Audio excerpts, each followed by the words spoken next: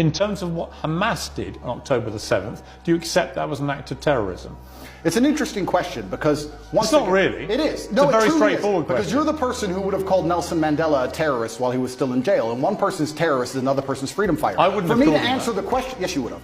For me to answer the question, I have to be very professional, Piers. For me to sit on the outside in Romania with no personal involvement in Israel-Palestine, it's easy for me to say yes, it was an act of terror. However, if I was in Gaza, if I was in an open-air prison, if my family had been annihilated by bombs from the sky, if everybody I knew had suffered the loss of a loved one, if I had no chance of any kind of freedom or democracy or standard of life, would I believe it was an act of terror, or would I believe it's an act of resistance against oppression?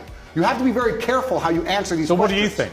I think I understand what happens when you take people and put them in such an inhumane condition. For anybody to sit and say that you're going to take people and put them in absolutely inhumane conditions and give them no standard of life, and they're not allowed to ever fight back, or they are terrorists. But I can agree with you. Anyone who does that is an amateur. I can agree with you that the plight of the Palestinians for many decades has been absolutely shameful. So what did we think was going to happen, Piers? No, nothing justifies what happened on October the 7th. So what are they supposed to do? Nothing. So what are they supposed to do? That was an act of medieval barbaric terrorism. Nothing justifies it. Did they suffer acts of medieval? Your attempt to try and equivocate. Did they suffer acts of medieval barbaric terrorism before that date? Yes. And it's unfortunately an eye for an eye in this world. I'm not condoning. I'm being a professional and answering to you why it happened. Give me one example of where Israel, without any provocation, went into a specific question, went into Gaza and massacred 1,500 innocent people, cutting their heads off,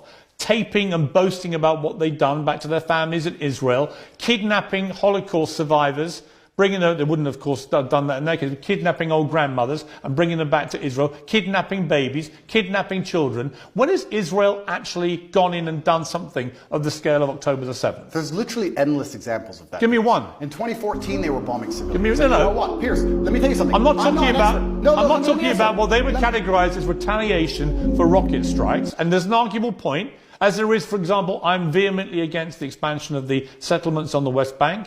I think there are legitimate questions about the proportionality of Israel's response here. Yeah, legitimate questions. But in terms of what Hamas perpetrated on October the 7th, there is no instance of Israel doing that to the people of Gaza. And you have to accept that. If you don't accept that, you're either deluded or you're deliberately not wanting to say the obvious, which is that was an act of terrorism, because you're concerned about upsetting people in Palestine. Is that the case? Let me go back to my first point when I said you're peddling asininities. The reason I said that is because to look at a situation, no matter how heinous, and to ignore all of the context and pretend that you do not understand why said situation happened Nothing justifies terrorism on that scale. Nothing. Is asinine. No, it's not. Because it's not about justification. Let me tell you why. Piers, it's not about justification. Let me tell you, it's about understanding the realities of the world. Let me tell you the realities of the world. Hamas came to power in 2005. She bites back, better prepare, 'cause she won't hold back. Make your life a little game and play like a pawn. Hamas came to power in 2005. Hamas's initial founding charter made it clear that they are for the eradication of Israel. And on October the 7th, they proved what that means is they will kill every Jew they can get their hands on. They are an existential threat to people in Israel and to Jewish people. They're full of bullets. There's children's toys everywhere.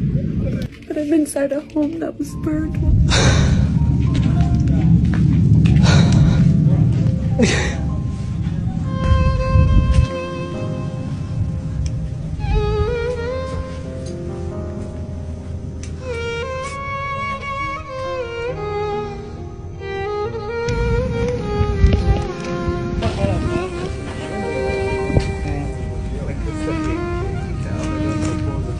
What that means is they will kill every Jew they can get their hands on. They are an existential threat to people in Israel and to Jewish people. And that is, I'm afraid, the purest personification of a terror group. I also think by doing what they did, as they have done since 2005, they weren't representing innocent Palestinian people in Gaza. Who are suffering now. They knew, yes, but Hamas knew when they did what they did that Israel would respond the way they did, and that thousands... Israel's defense force is the Middle East's most formidable. made up of 169,000 active duty troops and 465,000 reservists. It is supplied with some of the world's most advanced drones and weaponry. The US provides Israel with $3.8 billion in annual military assistance. Saturday's attack holds deep significance for Israel, as the country has just marked 50 years after the Yom Kippur War. In that conflict in 1973, Egypt, Syria and other Arab countries launched a war on Israel on the holiest day of the Jewish calendar.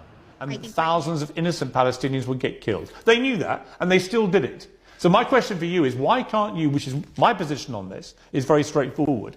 What Hamas did was an act of terror. An absolutely despicable act of terror, and should be called exactly what it is. And they are now demonstrably a terrorist group. That is why they were rightly prescribed that by the UK and America and other countries. And to try and pretend they're not makes you sound like Jeremy Corbyn. And I can't think of a worse insult to throw at you, right? So I don't think me and Corbyn agree on that. But I also think there are legitimate questions to come about the way Israel's responded. We can come to that. But I just want to ask you one more time. Is what Hamas did on October the 7th an act of terrorism? I think, Piers, it is peddling asininities for you to pretend that enslaving people... You sound like Jeremy Corbyn. No, let me answer the question. 15 times he refused to answer the question. Let me answer the question. You're now up I'm to not about... refusing. You're now about 3 or 4. If you look... Are they a terror group or not? They're one team's freedom fighter, and they're deemed a terrorist What do group. you think? I think that if you lock people in an open-air prison and steal their land, they're going to retaliate. So they're not a terror group? I think they're going to retaliate. They're not a terror group? One team's terrorist is another Okay, we're now up to fighter. about 8. Are they a terror group? And also, another thing I want to make clear to you, Piers. Only Jeremy Corbyn has done this. Done what? Refused to answer the question.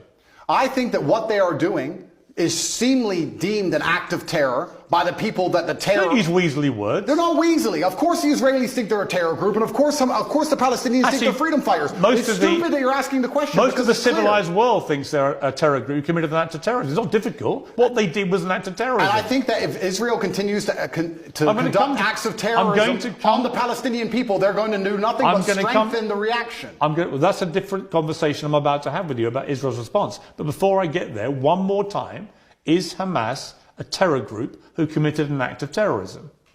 I think you're not going to answer. Retaliation. No, because I have to. There's people who are. First things I want to say, Piers. If you don't mind me saying, I think it's spineless. Sure.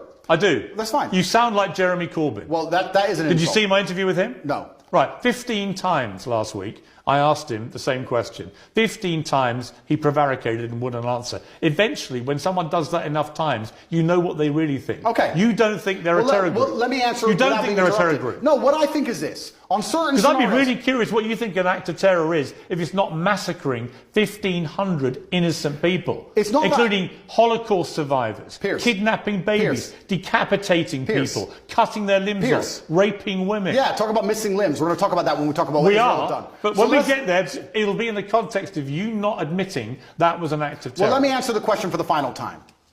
I am a realist. And as a realist, sometimes you do not come to the conclusion of labeling good guys and bad guys. The world is not black and white. Hamas are bad guys. No, the world is not black and white. The world is actually very grey. Anybody who sits and thinks there's clearly a good guy, there's nothing grey about what Hamas did, and clearly a bad guy does not understand how the world works. And as a realist, what you do is you look at scenarios and you understand why they happen, how unfortunate they are, how unfortunate the loss of human life is, how civilians die on both sides, how innocents are dying in a chess game played by the elites on both sides. Both sides, you have innocent people who didn't even vote for the person making the decisions, who are ensuring their death, signing their death warrants. It's unfortunate on both sides. But listen, sir, you would not advocate Russia doing any of the things to Ukraine that Israel is doing to Palestine. You would not sit here... Russia has been doing exactly that. Russia has not done a fraction of the things to Ukraine that Israel has done to Palestine. Russia illegally invaded a sovereign democratic country and has committed a barbaric rampage, trying to seize as much of Ukraine as it can, bombing maternity hospitals, killing innocent women and children. Right? Don't even try and have some kind of this is genuine equivocation of this. I will. A Hamas rocket, a tiny Hamas rocket that can make a pothole in the road, and then they get hit back with cruise missiles. Let me ask you a question.